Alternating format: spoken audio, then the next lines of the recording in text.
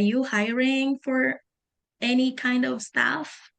And like last week, we were wide open for an instructor. And I always say that we're always interested if anybody's Mhm. looking to apply. Every success has a story. Every breakthrough has a struggle. Every podcast conversation has an opportunity. Behind the Wind podcast, hosted by Ange Castro, powered by Behind the Wind team.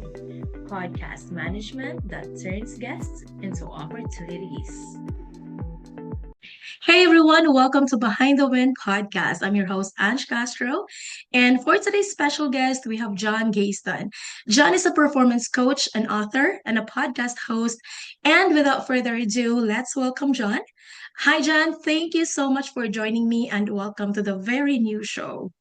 Hi there, Ange. Well, thank you. It's an honor to be here, and I'm excited to be a part of your new project here.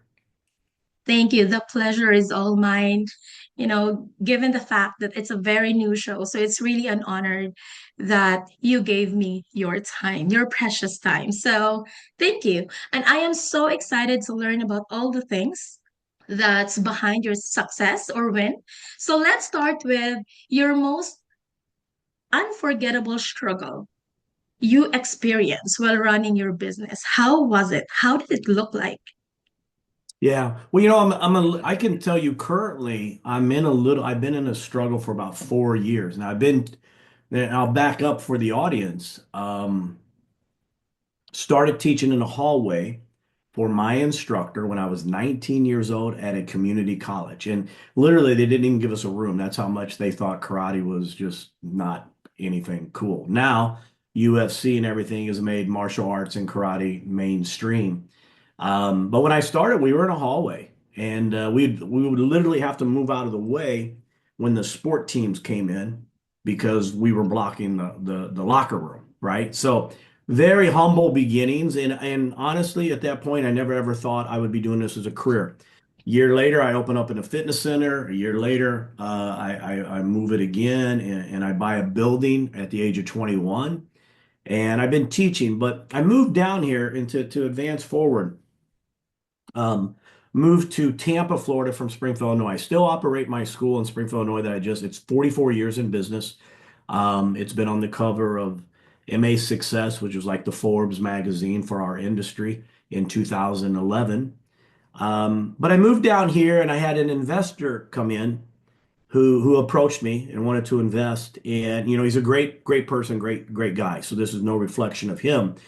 But I wanted to start my model. My motto is I come in and I start very small. A lot of times I'll go into a fitness center and I'll build it up. And he was like, we don't need to do that. He goes, I'm going to be investing the money. We can do this. We went into this 3,300 square foot facility, $11,000 a month with zero students. And on the fifth month, he pulled his finances away from the school and put it into another project. And for 4 years, I have been dealing with a rent that has, in a startup, rent should have a metric that it should be within like 12% of your gross. I'm paying anywhere from 35 to 50% of my gross. So it was significant. And so many schools here as well. So I sat down and I came up to the conclusion when I looked at numbers all we are is misaligned. We're just misaligned because of this. And I allowed myself to get detoured by this person from what my plan was. So I'm like, okay, you know the answers. You've been doing this. You consult other schools. And yeah, so we have turned this around. There was a lot of, it's been a 7 month process. But now that business is at over 50, is at over 61% net profit margin.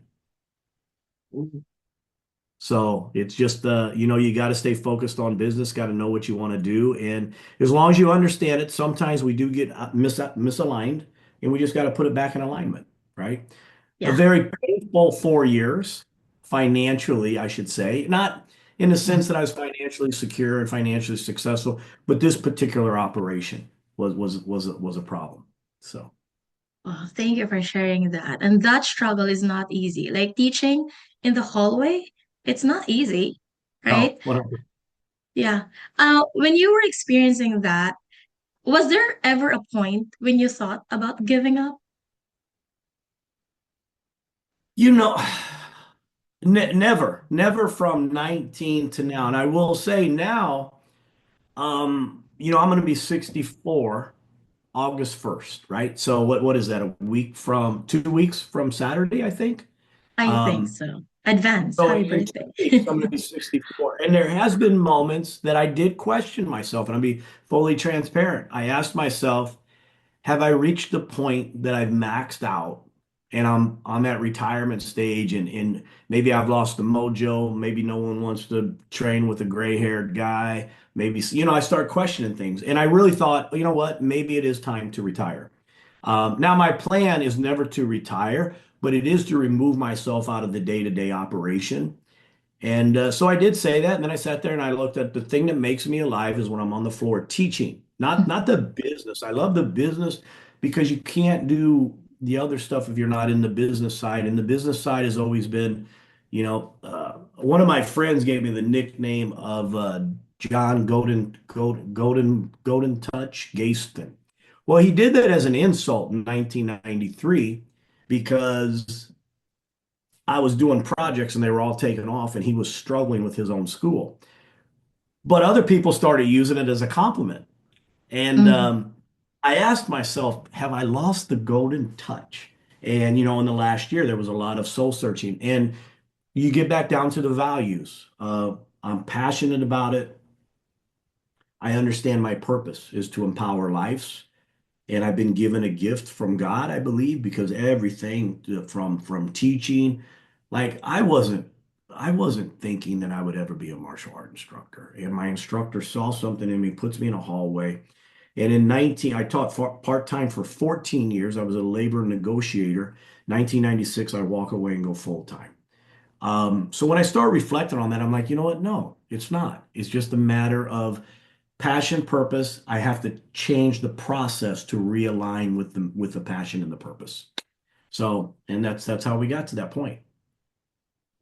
Amazing. And you actually got my respect because to be honest, me doing business, there are a lot of times that I really wanted to give up. But hearing that struggle and you know, it never came to your mind to give up, hands up. Like I salute you. I respect for that. And um I'm just, I just got inspired because I couldn't just imagine having that kind of struggle, but you never thought of giving up. So thank you for sharing that. Um, if I'm not mistaken, you're doing that business for 44 years. Am I correct? Yes, 44 years now. Mm-hmm. Um, 2027 will be 45. 45 years running the business and teaching, and 50 years in the martial arts in 2027. So I'm at Wow. 40, 49, you know. Thanks. Now, after being in that business for that long, so 44 years, next year you will be 40, it will be 45 years long. And you mentioned about having 61% of profit earlier. With Would you with think, yeah, would you think you are already achieving the level of success that you are aiming for in the business? I think so. This is, the Tampa was a completely, how do I want to say this? I've been on the coaching and the business consulting side for school owners for 22 years. Mm, Um, and one of the things that used to frustrate me is when you tell someone a system, they go, that won't work in my area. And not till I got out of Springfield and come down to Tampa. So I remember like we opened in April and I hit like 60 students in a very quick period of time from April by June, which was pretty good, because I think the average enrollment down here for us is about 10 to 11 a month. So if you think about that, I did 60 in 2 months, right? mm, Well, then some person came to me and they said, hey, we need to cancel. And I go, are you not happy with the classes? Or, I mean, is there something going on? Oh, no, we go back to we visit our parents and stuff where we're from. And I started realizing Florida's demographics is everybody is from somewhere else. So when the kids are out of school, they all go back to, if it's the Philippines, if it's Thailand, if it's Cuba, if it's, Costa Rica, Jamaica, they go back and they cancel their membership. So I go from 60 to 25 like that. And I'm like, Mhm. this never happened in Illinois, right? And then literally there is a studio on every corner down here. So I had to, and to answer the question, it wasn't so much the school was successful. People were happy. 5-star ratings on Google, 5-star ratings on Facebook, 5-star ratings in our surveys. So I knew they were happy, but it wasn't, I couldn't repeat the model of 700 members that I had in Illinois. 500, 700 was our peak, 500 was our norm. COVID, when COVID hit, we got shut Yeah. down for 7 months in Illinois. And Mhm. I came back to 222 students, or 223, I think is the actual number. Um, so, I think the success was there. Mhm. It just wasn't the same level of success. And then the finances of it were a burden, which means not so much for me because I have income from all the other stuff that I do, but I wanted to be able to offer a career path and take care, especially of my manager and the assistant instructors. So I knew that I had to put it in a profitable position in order to offer them the career that they watch some of my other people have, right? And I didn't want them to think I was holding back on them. So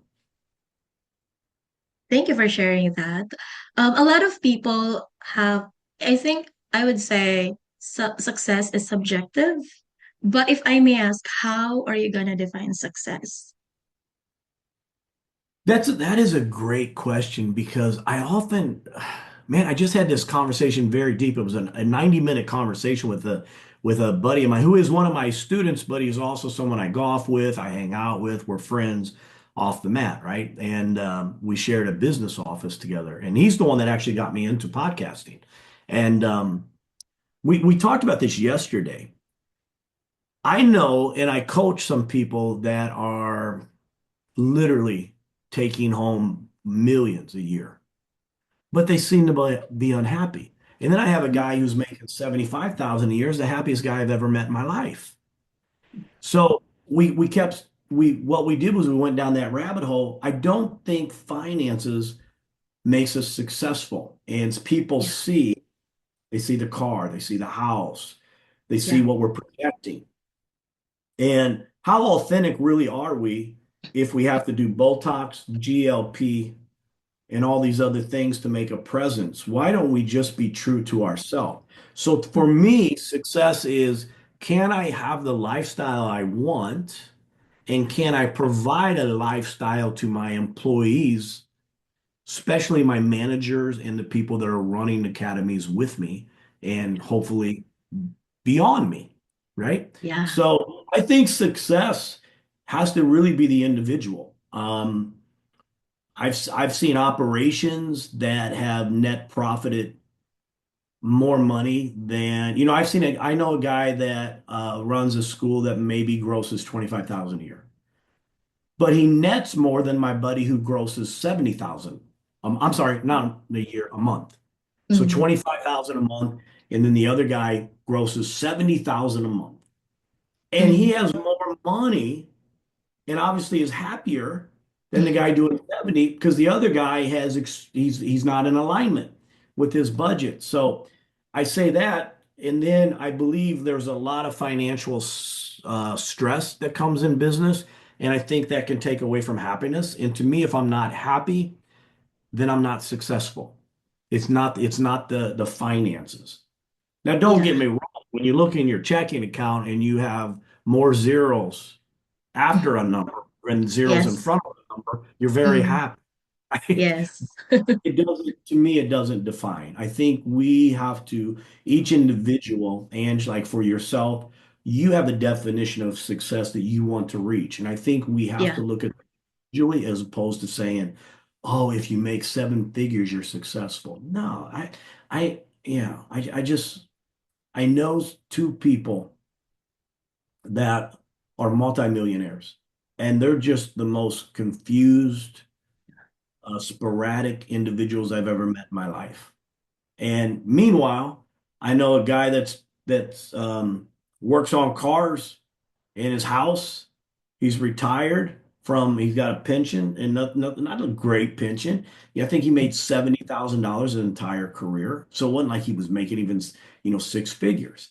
And I don't say that in a negative. I say that in a sense that people think six figures income is the only way you're going to get to seven figure, net worth. No, Yeah. be happy. Be happy. Now, yes, you have to have the other things in order, but I think success is such a broad thing. It's Yeah. individual. Yeah, thank you so much for that. And that is actually a very inspiring answer because I can totally relate. Because I also know people who have a lot of money, reaching like seven digits, but they're not happy. Yes. So it's not really about the money at all. It's about being happy. If you're Right. happy with the lifestyle, if you're happy with the life that you have right now, and to me, one important thing that I think could really make me happy and make me successful is if I am making other people successful. Like Right. if I am making them happy as well. Yes. So And I can yeah. see that from what I know of you. And, and let me add to that, one thing as well is we can't just define it. Let's say I'm comfortable and our this is what success means to me. But don't get comfortable in that. I still tell people if your success is XYZ compared to ABC, try Mm-hmm. to see if you can still grow by 10% so you have a push and a desire to, but not that you got to like, double or, just try to every year, can I go up 10% in my business? And if you could do that Mm-hmm. consistently, right? Yeah. That rather than Yeah. so many business owners do that. And I've experienced, I used to Mm. tell my brother, I feel like I'm at a carnival because man, sometimes my business is a roller coaster, up and down, up and down. Like I just want to stay level. Yeah, I think other businesses, I mean, that's normal to businesses. A lot of business owners maybe, or not maybe, but are experiencing like up and downs, up and downs. Yeah. And I can relate to that as well. Fact, Um, one of them, Thanks. So what is the biggest lesson you have learned in your 44 years of doing the business? If there is one biggest lesson that you learned and you wanted to share to all the business owners out there who's listening in this episode, what is it? man, that's a very loaded question because I think depending on the context, I could change that answer. Okay. But to me, it goes back to passion, purpose, and then you create the process for the passion and the purpose to happen, and then profit happens, right? Yeah. Um, but when I started teaching, and you heard me mention earlier, I taught part-time for 14 years. So started in a hallway. Yeah. And and I take pride in that. That was in a hallway, and then like, gosh, 30 years later, it's on the cover of a magazine. Who would have thought? I never thought. And I was approached by the magazine. I didn't approach them. They came to me because they knew. So when I went to do in 1996, I wasn't happy with my career. I had made a job change, and I was in 1996, I was making 125,000 a year. Very good money. Yeah. That's good money today, It but is. very good 30 years ago. And but I knew nobody personally that ever taught martial arts full time. Mm. But I knew there was people that did it, but it was a very isolated pocket. Our industry now is so much better because there's places you can go. You have coaches, you have organizations that have multiple coaches. The Martial Art Industry Association is one of those. So a school owner can join that group and get leadership on how to do their pricing, how to do their class schedule, everything that you need to know how to operate. The consultants are there to do that. That was non-existent in 1996. Yeah. And I had three people call me. One was a friend of mine, and he goes, "Hey, don't quit your job. I tried this a year ago, and it was the worst thing I ever did." Then my original instructor called me and said, "Don't do it. You won't make it. It's not meant to be a livelihood. It's only meant to be a hobby." And then the third person pretty much said a blend of both of those, right? So I had three people call me. And then, and my mom, when was growing up, would always tell me I could be anything I wanted to be, right? And Wow. so I always, I can go, that's a whole other story because I can go into that because we didn't have much. You know, Mm-hmm. I watched our cars get repoed when I was a teenager. My family struggled financially, and I didn't have any means like most people. And we weren't, on welfare or anything, but we didn't have the means. We did not have the means that the other families that we associated with had. And when I went to quit my job, and do this and walk away from 125,000. My mother said to me, "Don't do it." And I go, "Mom, you have told me all my life I can be anything I want to be. And the day I tell you this is what I want to be, you're telling me I can't be it." And she says, "It's because I love you and I don't want to see you struggle." And I know what that was. I was already at a point where I was doing way beyond she ever comprehended, or, my stepdad and her ever did, right? Um, So I took that as a compliment. But my point of that was multiple people called me and said, "Don't do it." Seven banks turned me down for 18 months. And one banker laughed at me and said, "I'm not touching it." My business plan, he threw it back at me across the desk. He goes, "That's a hobby, man. Banking, that's not even responsible. That's not even a responsible request, right?" Fast forward 2013. We're a close to a seven-figure operation with one location. This one. I'm on a golf course playing for a charity, and my current banker introduces me to another guy that he knows who's a banker. And the guy said, "Hey, I know that you're with Scott, but if you ever need any additional funding, I'm here, blah, blah, blah, blah, blah." And I go, "Okay." And I said, "Listen, you're Matt, right?" And he said, "Yeah." And I said, "You don't remember me." I said, "We've only," Oh, so and that's the first banker. I said, "You're the guy that laughed at me and told me this was not meant to be other than a hobby." And he goes, "Oh man." I go, "No, no, no. Let me buy you a drink. I'm perfectly fine with this. I'm not upset." Because I said, "I'm such a competitor. I thank you because you told me I couldn't win. And I did. And I won the championship. So thank you Yeah. for that." I said, "But by the way, I'm sticking with the guy that stuck with me when no one believed in me." So um he was good. And he said to me later, he goes, "Listen, I apologize." He goes, "I was probably new in the job. Our bank president was very conservative, blah, blah, blah, blah, blah." And I get it, and I don't fault him. But I think that my point of that is you got to believe in yourself because everybody's going to tell you no. No Yeah. one's going to help you.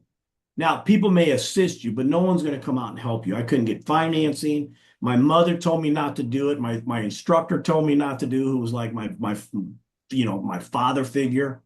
Everybody told me not to do it. And I told myself, is this what matters to you? Then you do it. Right. So Yeah.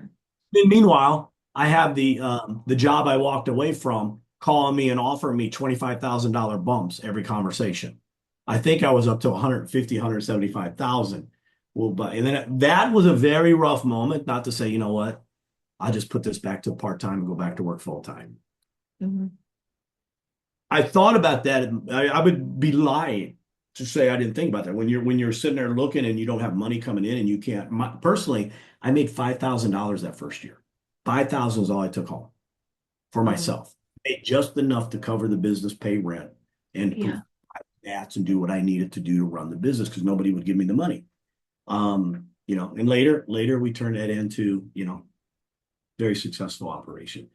So I think you got to believe in yourself, and the resources are Yes. out there for you if you truly believe in yourself and if you truly want to succeed. Find the people that are doing what you want to do and are where you want to be.